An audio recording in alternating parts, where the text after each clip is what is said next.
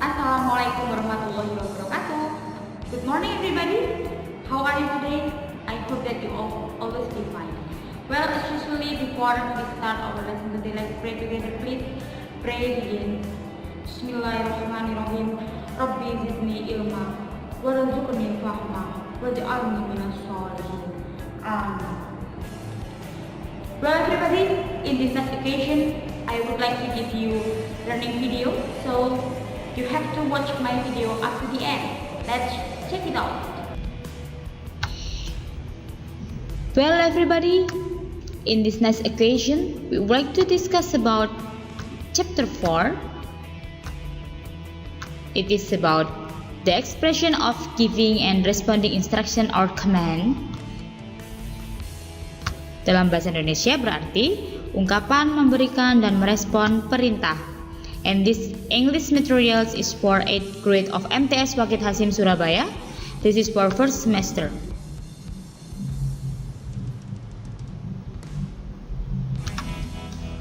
Sebelum kita memasuki ke materi, di dalam section ini terdiri dari kompetensi inti KI, kompetensi dasar KD,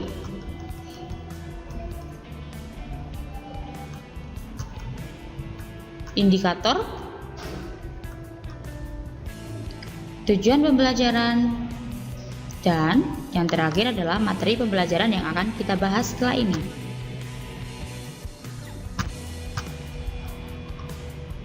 Well students, we would like to discuss about giving and responding instruction expressions. Dalam bahasa Indonesia yaitu ungkapan memberikan dan merespon instruksi atau perintah.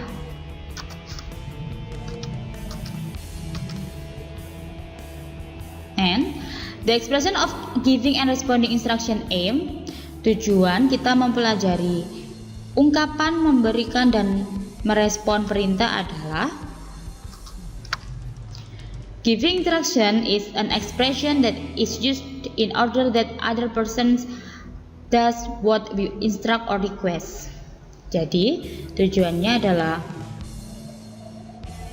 ekspresi ini atau ungkapan ini digunakan untuk memerintah atau menyuruh seseorang untuk melakukan atau tidak melakukan apa yang kita perintahkan.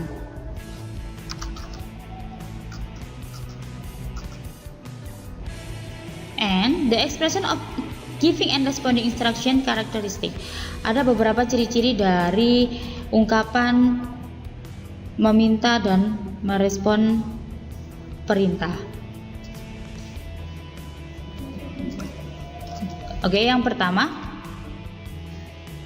instruction also called imperatives if it has negative form.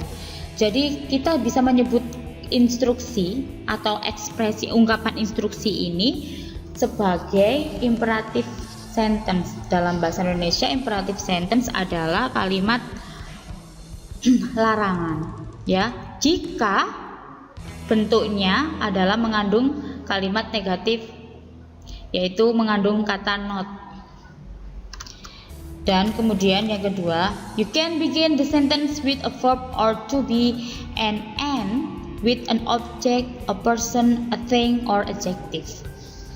Jadi di dalam bentuk kalimat instruksi atau ungkapan instruksi itu biasanya diawali dengan kata kerja ataupun to be diikuti dengan adjective, atau kata kerja yang diikuti dengan objek. Objeknya bisa berupa orang ataupun benda.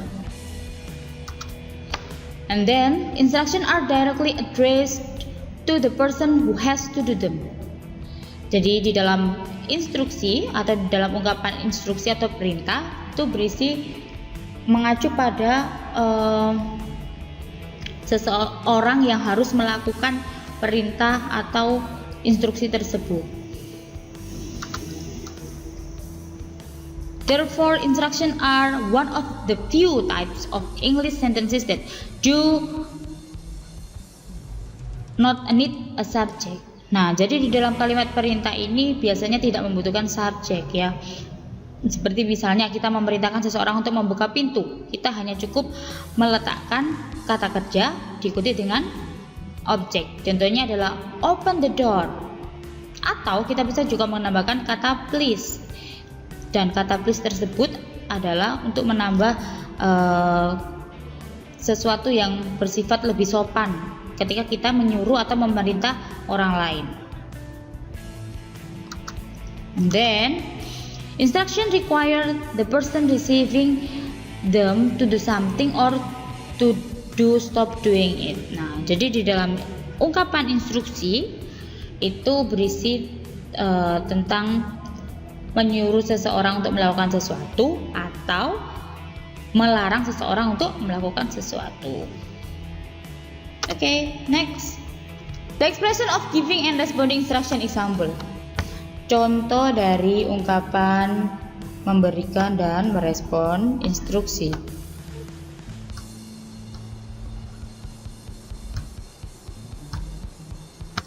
First, go away. Nah, seperti penjelasan yang sudah saya jelaskan tadi, untuk bentuk kalimat atau ungkapan instruksi terdiri dari kata kerja yang diikuti oleh objek yang bersifat opsional atau tambahan, ditambahkan dengan kata please atau diakhiri dengan tanda seru. Nah, di sini go away adalah merupakan kata kerja yang berarti pergi sana. And then next, open the door please. Tolong buka pintunya. Di sini terdiri dari konteks atau susunan ungkapan instruksi yang lengkap ya. Jadi ada open berarti buka, yang termasuk jenis kata kerja, diikuti oleh objek yaitu the door ya, pintu, dan ditambahkan kata please agar kalimat tersebut atau ungkapan tersebut menjadi lebih sopan dan diikuti oleh tanda seru. Tanda seru di sini adalah simbol dari ungkapan instruksi atau ungkapan perintah. Open the door please, tolong buka pintunya. Next, listen to the teacher, dengarkan guru. And then sit down please. Nah, di dalam ungkapan sit down please di sini ada kata kerja yang tidak diikuti oleh objek ya. Karena objek bersifat opsional atau tambahan, jadi bisa dicantumkan, bisa juga tidak. Sit down please, silakan duduk. Next, open your book, buka bukumu. Stand up please, silakan berdiri. Be quiet please, tolong diam. Nah, di dalam contoh kalimat atau ungkapan be quiet please terdiri dari to be plus adjektif dan diikuti oleh ditambahkan kata please dan diakhiri dengan tanda seru. Jadi ada dua bentuk ya ungkapan instruksi. Ada kata kerja yang diikuti oleh objek, ada juga to be yang diikuti oleh adjektif. Nah, di sini contoh to be yang diikuti oleh adjektif. To be atau be diikuti dengan kata quiet yang artinya diam, yang merupakan keterangan kata sifat atau adjektif, dan ditambahkan dengan kata please dan diakhiri dengan tanda seru. So be quiet please, tolong diam.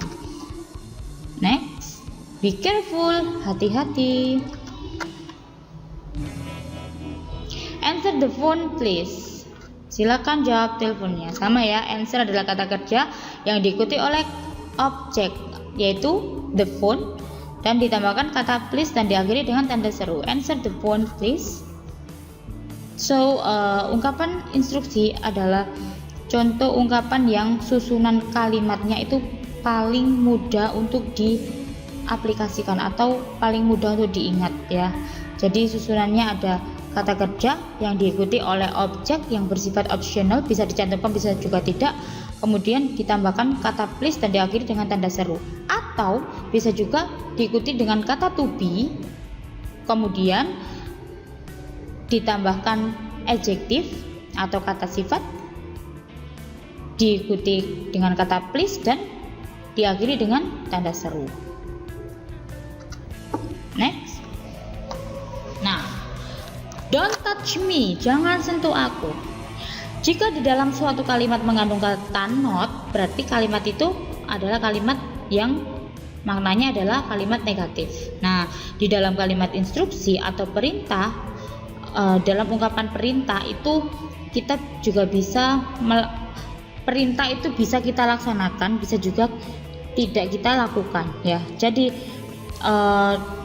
di dalam ungkapan instruksi ada ungkapan instruksi yang berbentuk negatif. Kita bisa menyebutnya dengan kalimat atau ungkapan imperatif ya, atau kalimat imperatif. Kalimat imperatif di sini adalah kalimat larangan. Nah, di dalam kalimat imperatif biasanya mengandung makna yang negatif, dan di dalam kalimat imperatif yang mengandung makna negatif itu ciri-ciri kalimatnya adalah mengandung kata not. Nah, seperti ini contohnya.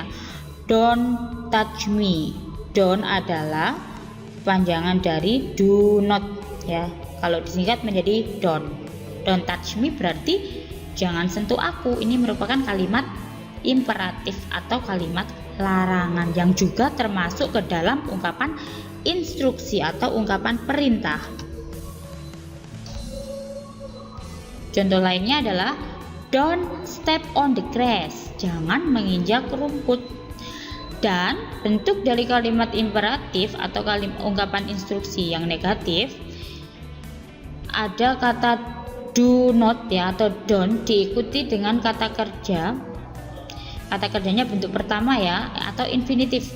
Infinitif itu kata kerja yang tidak ada imbuhannya ya, jadi kata kerja asli. Kemudian diikuti dengan objek atau objeknya di sini bersifat optional atau tambahan, dan diakhiri dengan tanda seru. So don't step on the grass, jangan menginjak rumput merupakan kalimat instruksi yang termasuk ke dalam kalimat instruksi yang negatif, atau kata lainnya kita sebut dengan imperative sentence ya, kalimat larangan.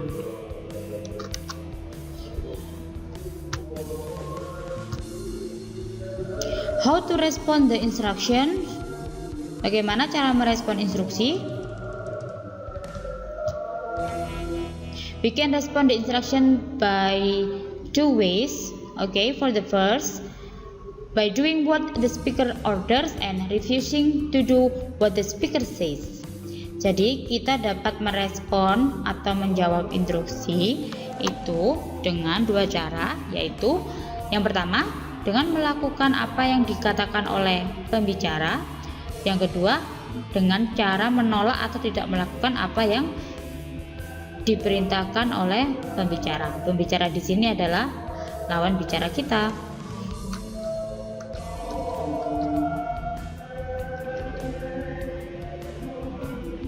So, let's check the dialogue please. Untuk memudahkan kalian dalam mempelajari ungkapan instruksi, silakan simak dialog berikut ini. Mrs. Cooper and her children are waiting for her brother's visit. She's busy giving duties to her children. Missy, Sheldon, come here. Uncle Harry is coming to visit us tomorrow, so I need your help to do some chores. Will you help me? Of course, Mom. Make your beds first. Okay, Mom. Are you finished, Missy? Now, wash the dishes and sweep the floor, okay? But, Mom, how about Sheldon? Clean the toilet and mow the lawn when you finish, Sheldon. No, Mum, I hate cleaning the toilet. I will give you and Missy a reward if you do your chores. Are you okay with that, Sheldon? Okay, Mum. Oh, you are good kids. Thank you. Mwah. Students' activity. Activity 1. Please make 5 sentences about giving instruction expression, then write down in a piece of paper and submit it on time. Silakan kalian membuat 5 ungkapan instruksi atau perintah. Kemudian kumpulkan di selembar kertas. Jangan lupa tulis nama dan kelas. Then students activity 2. I will give you 1 up to 10 multiple choice exercise. So please do the exercise well. Jadi di sini saya sudah mencantumkan ada 1 sampai 10 soal pilihan ganda dan saya sudah menyediakan jawaban A, B atau C. Silakan pilih jawaban yang benar. Kemudian tulislah untuk mengerjakan soal ini. Silakan kalian tulis soalnya terlebih dahulu, kemudian kalian langsung berikan jawaban yang sudah kalian pilih ya. Tulis soalnya, kemudian langsung jawaban yang sudah kalian pilih. Okay.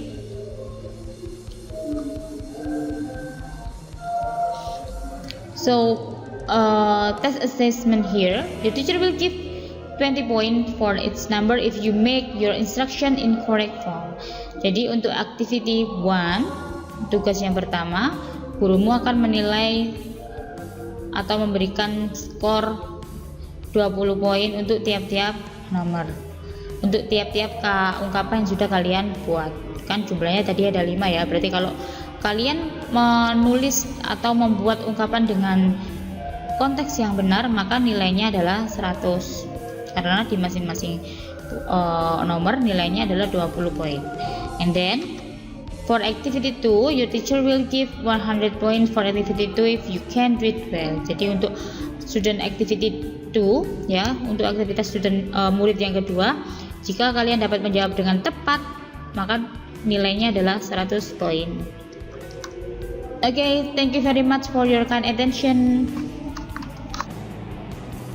Well, students, I have explained about materials today, so I hope that my materials will be useful for us. And usually before we close our lesson today, let's pray together. Please pray begin. Bismillahirrahmanirrahim. Allahumma inni astaudiuka ma alamdanihi faradtuhu ilayya inda hajati wa la tansanihi ya rabbal alamin. Amin. Well, everybody, thank you very much for your kind attention and wassalamualaikum warahmatullahi wabarakatuh.